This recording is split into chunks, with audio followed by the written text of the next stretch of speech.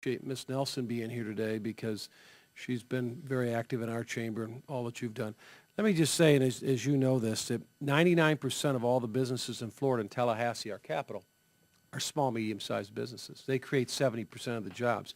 I don't think we celebrate small business enough in this country. I think it's what makes this country great fundamentally.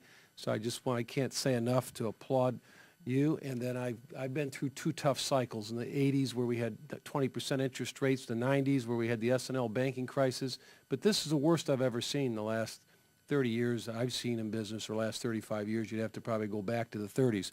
But again, I applaud your success. I'll give you one other statistic just to tell you how great you are.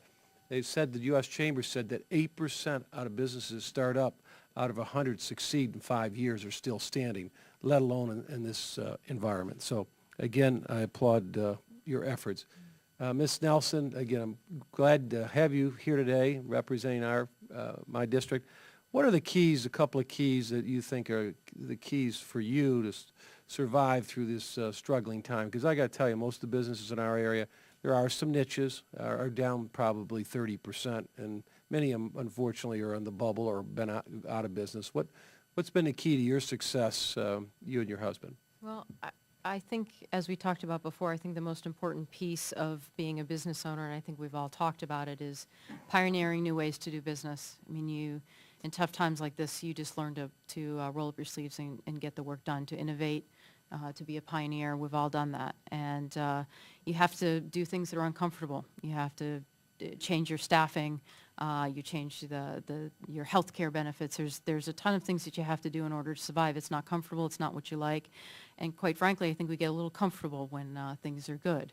And we're used to enjoying those times. And then when times get tough, we complain about it a little bit, but ultimately we turn around and we make it happen, because that's what small business owners do. So that's been our success. You know, as a husband and wife team, it's a little tough. We spend a lot of time together and we balance work and life, but we all do that. Everybody on this panel and everybody watching would tell you the same thing, but that's what we sign on for when we come on. So I think success is just that fortitude and that hard work that gets it done. Be willing to do what you have to. Yeah, well, you definitely have that attitude, and that's the reason you're successful. Mr. Eifer, I wanted to ask you, because you brought up taxes. The mentality up in Washington is tax the rich. The rich, I know, most of them are small business people, medium-sized companies with pass-through income. Either they've got an LLC or a subchapter S or a partnership or a sole proprietorship.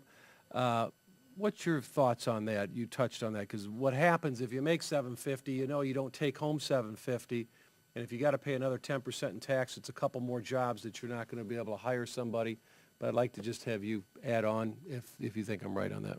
Well, I think you're very right on that. And one of the things, small companies, sometimes the quickest cash that we have available in a small company is what we don't take home as owners.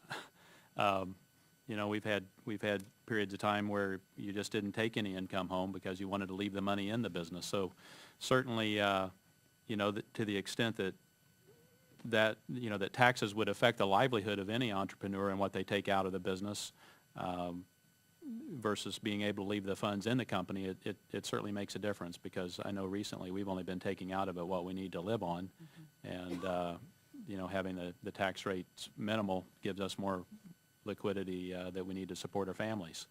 So to that... Thank you for that, because I'm limited time. I wanted to get one more question into the panel, because this is something I wasn't planning on talking about, but it's been brought up twice here today, and I heard it in town hall meeting a week ago Saturday. And I'm as passionate as anybody. All of us working families in the country are clearly hurting.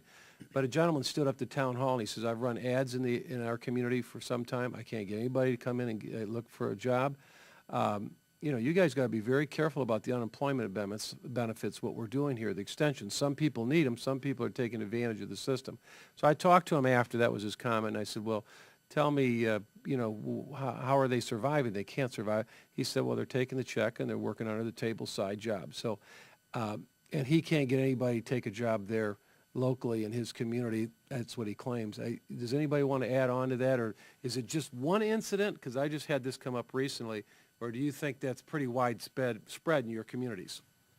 Well, I think coming from the staffing side, on my staffing hat, there's a consistent message each and every week, probably 2 out of 15 people that we interview or we offer jobs to, that around our area, Caterpillar is a main supplier or a manufacturer in Peoria. And so there's a lot of labor that was laid off there. A lot of it was union labor.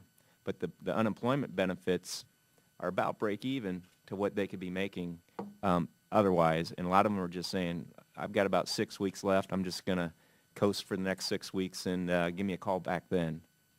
Thank you, Mr. Time is Norman. I yield expired. back.